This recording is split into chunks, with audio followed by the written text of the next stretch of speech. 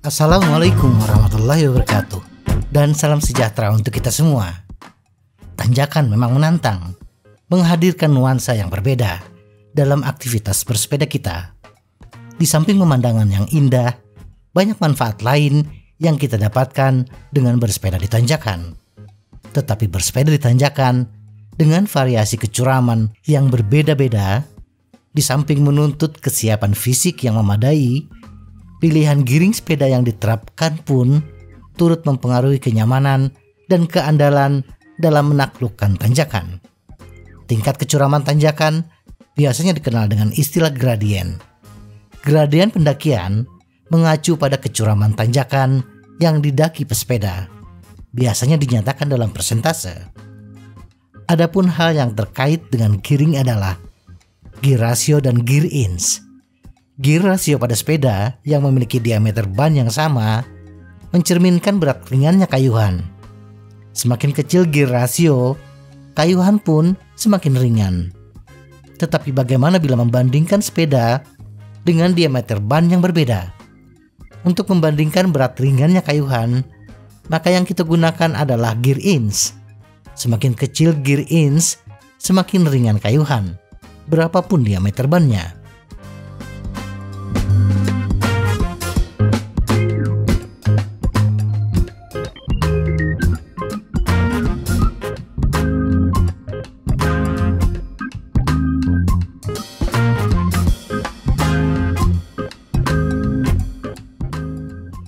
Gradien tanjakan. Dalam istilah bersepeda, gradien merujuk pada tingkat kecuraman suatu ruas jalan. Jalan yang datar dikatakan memiliki gradien 0%, dan jalan dengan gradien yang lebih tinggi, misalnya 10%, lebih curam daripada jalan dengan gradien yang lebih rendah, misalnya 5%. Jalan yang menurun dikatakan memiliki gradien negatif. Angka gradien diperoleh dengan membandingkan ketinggian vertikal dengan jarak horizontal, kemudian dikalikan 100. Misalnya, kita bergerak dari titik A ke titik B dengan jarak horizontal, bukan jarak tempuh, 100 meter, dan penambahan ketinggian sebesar 5 meter. Maka gradien tanjakan tersebut adalah 5%. Kita tidak ingin fokus kepada bagaimana angka tersebut diperoleh, tetapi bagaimana perbedaan rasa dan kebutuhan daya atau power yang harus kita kerahkan ketika bersepeda di tanjakan. Jadi, mari kita coba untuk menempatkan semua ini dalam sedikit konteks. Seperti apa rasanya mendaki jalan dengan kemiringan 5%? Dan seberapa mudahkah itu dibandingkan dengan kemiringan 10%? Tentu saja, hal itu sangat bergantung pada seberapa kuat kita dan jenis gear yang kita gunakan. Pendaki pemula mungkin akan merasa tanjakan dengan gradien 5% menantang pada awalnya. Tetapi setelah sedikit latihan, kemungkinan besar diperlukan gradien yang jauh lebih tinggi untuk menciptakan tantangan yang sama. Meskipun demikian, berikut adalah panduan kasar tentang bagaimana berbagai gradien mungkin terasa. 0% jalan datar, 1 hingga 3% sedikit menanjak tetapi tidak terlalu menantang, agak seperti bersepeda melawan angin. 4 hingga 6% gradien yang dapat diatasi yang dapat menyebabkan kelelahan dalam jangka waktu lama. 7 hingga 9% mulai terasa tidak nyaman bagi pesepeda berpengalaman dan sangat menantang bagi pendaki baru. 10 hingga 15% gradien yang menyakitkan, terutama jika dipertahankan dalam jangka waktu yang lama. 16% ke atas sangat menantang bagi pesepeda dengan segala kemampuan.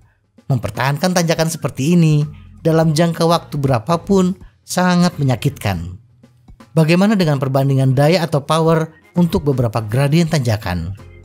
Dengan menggunakan rumus power pada kecepatan 5,74 km per jam, power yang kita butuhkan pada tanjakan dengan gradien 5% adalah 83 watt.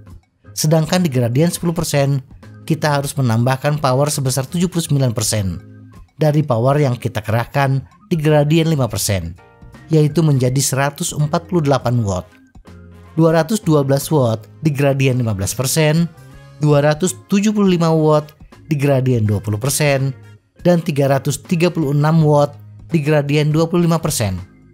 Atau bila power di gradien 5% kita jadikan dasar, maka kebutuhan power di gradien 10% sebesar 179%, 257% di gradien 15%, 333% di gradien 20%, dan 407% di gradien 25%. Dalam bahasa sederhananya, kita membutuhkan keluaran daya 4 kali lipat ketika bersepeda di tanjakan dengan gradien 25% dibandingkan bersepeda di tanjakan gradien 5%. Kita bukan sedang naik motor atau mobil, di mana bila kebutuhan power bertambah, kita tinggal naikkan gas. Pesepeda memiliki batas daya yang bisa dikerahkan. Misalnya pesepeda yang hanya mampu mengeluarkan daya atau power sebesar 100 watt ketika bersepeda di tanjakan dengan gradien 10%, tidak mungkin mengayuh sepeda dengan kecepatan 5,74 km per jam yang membutuhkan daya 148 watt. Agar kita masih bisa melaju ke puncak, maka salah satu caranya adalah dengan mengurangi kecepatan. Menurunkan kecepatan ada dua cara, yaitu menurunkan cadence atau putaran pedal per menit dan atau menurunkan gear inch. Kita gunakan gear inch biar tidak bias dengan diameter ban. Kelemahan menurunkan kecepatan dengan cara menurunkan cadence adalah mempercepat kelelahan otot. Cadence ideal terendah di tanjakan berkisar antara 60 hingga 65 rpm. Kelebihannya tidak perlu ganti gearing sepeda. Sedangkan menurunkan kecepatan dengan menurunkan gear inch adalah kebalikan dari cadence. Kelelahan otot bisa dikurangi, tetapi kita membutuhkan gear inch yang sesuai dengan gradients yang akan dilalui. Dan bila gearing kita tidak sesuai, mau tidak mau, kita harus mengganti gearing sepeda. Pertanyaannya adalah, berapa gear inch yang cocok untuk tanjakan pada gradien tertentu? Gear inch. Gear inch adalah perkalian antara gear ratio dengan diameter ban dalam satuan inci. Gear ratio adalah perbandingan jumlah gigi chainring yang diterapkan dengan jumlah gigi sprocket yang diterapkan. Misalnya ketika bersepeda di tanjakan, kita menggunakan chainring 22T dan sprocket 36T pada sepeda dengan ban 27,5 inch. Maka gear inch saat itu adalah 16,8 inch. Berat ringannya kayuhan sepeda 27,5 inch dengan gear inch 16,8 inch akan sama dengan kayuhan pada sepeda 29 inch asalkan gear inch-nya sama. Sepeda 29 inch yang menggunakan chainring 22T dan sprocket 38T memiliki gear inch yang sama, yaitu 16,8 inch. Jadi berapa gear inch yang ideal untuk tanjakan? Kembali lagi kepada kita, seberapa kuat kita mengayuh pedal. Tetapi secara umum untuk tanjakan, sepeda yang baik bila memiliki gear inch paling tinggi 20 inch. Semakin kecil semakin bagus. Saat ini bila kita memperhatikan kapasitas RD, gear ratio terkecil untuk crankset triple adalah 0,58, 22-38T. Double 0,52, 22-42T atau 24-46T.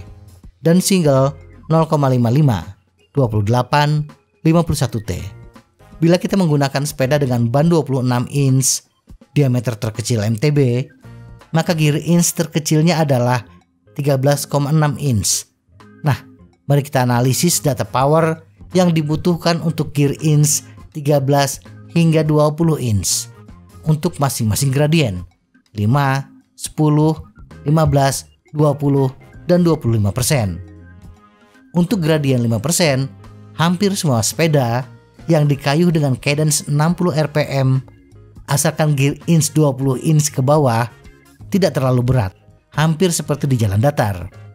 Tetapi memasuki gradien 10%, pesepeda dengan power rata-rata 100 watt pemula gear inch setidaknya 13 hingga 14 inch. Ini artinya menggunakan kombinasi chainring 22T atau 24T dengan low sprocket 42T atau 46T. Sedangkan untuk crankset triple agak sulit mendapatkan gear inch 13 hingga 14 inch tanpa melanggar ketentuan kapasitas RD. Demikian juga sulit untuk crankset single karena chainring terkecil adalah 28T. Batasan gear inch ini membuat pesepeda mau tidak mau menurunkan cadence. Tidak lagi 60 rpm, bisa jadi 30 hingga 40 rpm. Itu yang saya alami ketika bersepeda di Cikadut dengan gradien 25%.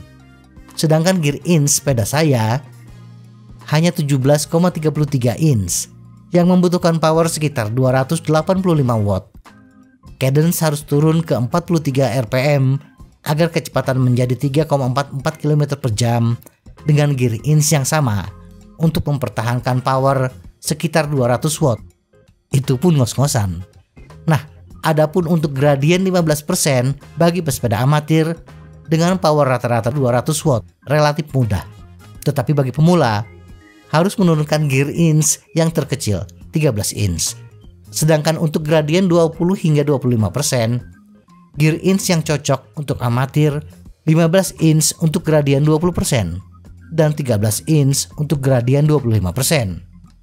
Kalau sudah mentok, salah satu jalan hanya dengan menurunkan cadence. Dan ingat, istirahatkan otot kaki kita secara teratur setelah menempuh durasi 10 hingga 15 menit. Turunlah dari sepeda, ambil istirahat sekitar 5 menit. Masih juga bingung? Mari kita diskusikan di kolom komentar. Semoga informasi ini bermanfaat. Tetap sehat, salam goes.